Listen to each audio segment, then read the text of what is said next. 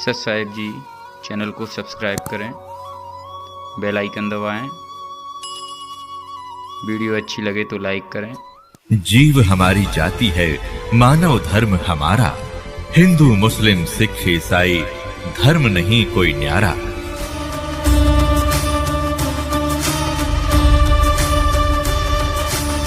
वो साधना हम कर रहे थे, शास्त्र विरुद्ध कर रहे थे, उससे हमारा जन्म और मरण मिटा नहीं, कष्ट ज्यों के त्यों बने रहे। अब स्वामी रामानंद जी ने क्या कहा, परमात्मा ने बताया कि ये सामने का जो रास्ता है, ये बिल्कुल ये सामने वाला, ये है ब्रह्मरंध्र,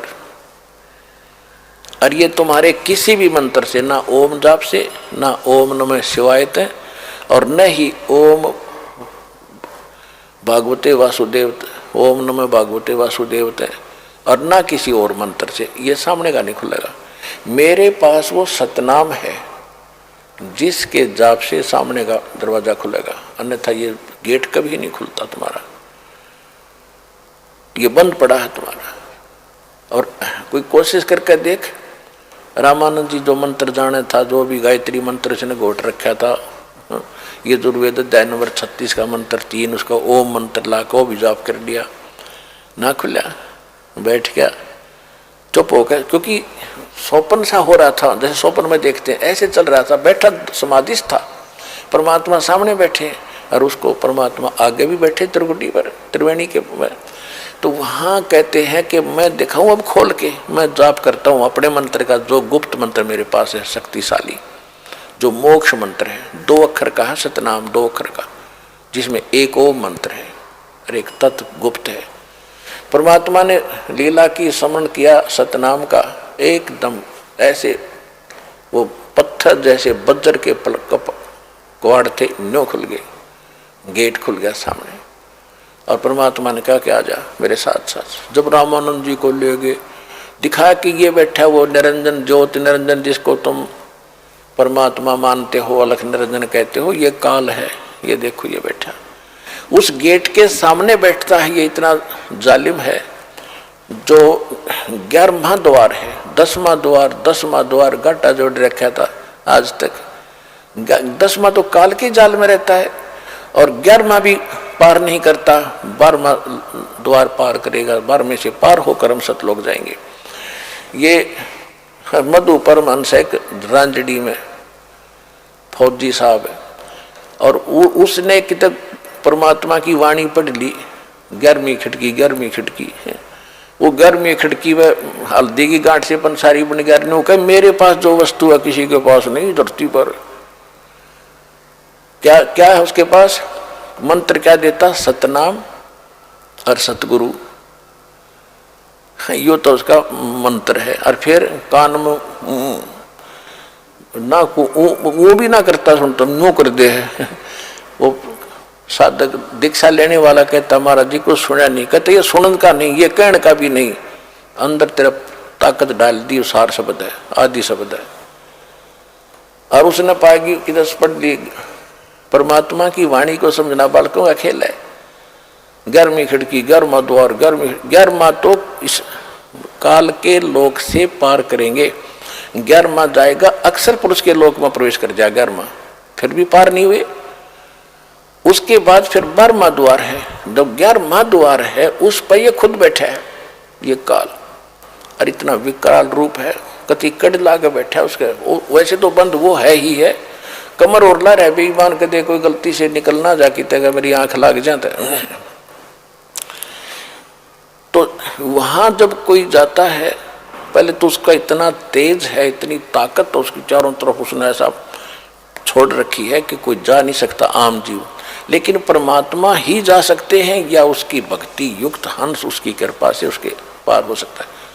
तो कबीर साहब साथ ले रहे रामानंद जी को कि वो बैठा देख कड़लाएं 11वें द्वार पर तेरा भगवान अलख निरंजन काल, जो गीता 11वें अध्याय के 32वें श्लोक में कहता मैं काल हूँ, सबको खाने के लिए प्रवृत्त हुआ हूँ, सबका नाश कर दूंगा। ये है वो जिसने तुम, कृष्ण नहीं था वो, कृष्ण के अंदर ये प्रवेश करके बोल रहा था। अब राम जब देखा उसकी शकल रामानंद जी तो घबरा गए, अरे तेरा गजब हो ये तो भाई, इसी मोटी मोटी आंख और विकराल चेहरा, लंबे दांत, ओछा माथा। परमात्मा बोले चिंता ना कर, मेरे पास वही मंत्र है जिसने कपाट खोले थे, ब्रह्मरंध्र खोला था।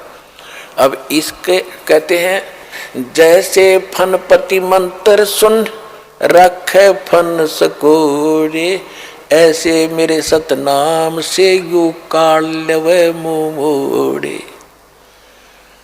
कबीर साहब कहते हैं जैसे फनपति यानी सर्प ने ऐसे सर्प फन उठा रखा हो डसने के लिए, और जैसे उसको मंत्र बोल देता है गारडू, एक मंत्र बोल देता है तो विवश हो जाता है, फन को नीचे करके भागने की सोचता सर्प। इसी प्रकार मेरे पास इस काल रूपी इस सर्प को बस करने का, इसकी गर्दन नीचे करने का एक सतनाम है। जब कहते हैं जैसे फनपति मंत्र सुन रखे फन सकोरे, ऐसे सतनाम, ऐसे मेरे सतनाम से ये काल लवे मुंह मोड़े। परमात्मा ने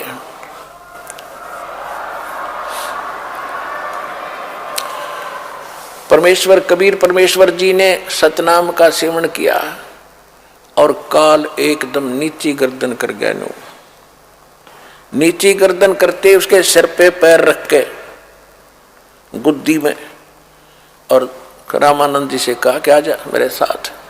जब पर वो अंदर वो गेट खुल गया, परमात्मा और आत्मा वो साथ साथ अंदर चले गए, गेट फिर बंद हो गया, काल फिर चौकस बैठ गया कि चलिए एक तो गया और तो नहीं जान दूंगा ये तो नो अकड़ रहा कती।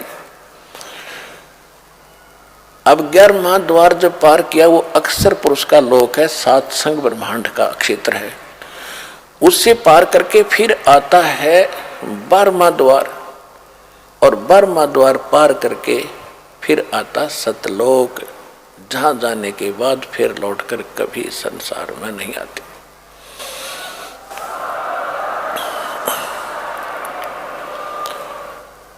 वहां परमात्मा ने सारी अपनी लीला दिखाई, सतलोक दिखाया है। पुण्यात्माओं जब उसकी सारा वर्णन कर दिया तो आपके मुंह में पानी आ जाए, ऐसी बढ़िया मेवा है, ऐसी बढ़िया व्यवस्था है। लेकिन अभी आपसे भक्ति भी तो करानी है, भक्ति करा के फिर ले चलेंगे। तो वहां जब पहुंचे, वहां पर सारा शोभा देखी, इतना सुंदर वातावरण, ना गर्मी है ना सर्दी है, सुंदर तेजों में शरीर है, तेजों में एकदम 16 सूर्य जितना प्रकाश रामानंद जी के शरीर का हो गया, तो वहां शरीर मिला उसको। और परमात्मा कबीर जी जिन उस छोटे बालक के रूप में उनके साथ जा रहे थे, वहां दूसरे रूप में देखा है गुम्मट के अंदर बहुत बड़े गोमज यानी परमात्मा बैठे हैं उसमें, और सिंहासन पर विराजमान है, सुंदर सिंहासन, हीरे पन्ने जड़े हुए, सिर पर मुकुट है मालिक के, एक रोम में बाल में करोड़ सूर्य मिला दे, करोड़ चंद्रमा, इतनी रोशनी। तो छोटे बालक वहाँ शरीर लंबे लंबे हो जाते हैं, जाते ही अच्छे लंबे सुंदर लगते हैं वो लंबे शरीर। तो वहाँ पर एक चौर रखा था, जैसे सफ़ेद सफ़ेद बाल से वाला चौर यहाँ करते हैं बच्चे, वो चौर उठाया परमात्मा कबीर जी ने, और तेजों में शरीर के ऊपर चौर करने लगे सिर पे। रामानंद जी ने सोचा भगवान ये है, और कबीर जी इनके कोई नौकर नाकर यहाँ के कोई गण गए होंगे, ये कोई यहाँ के देव होंगे इस लोक के।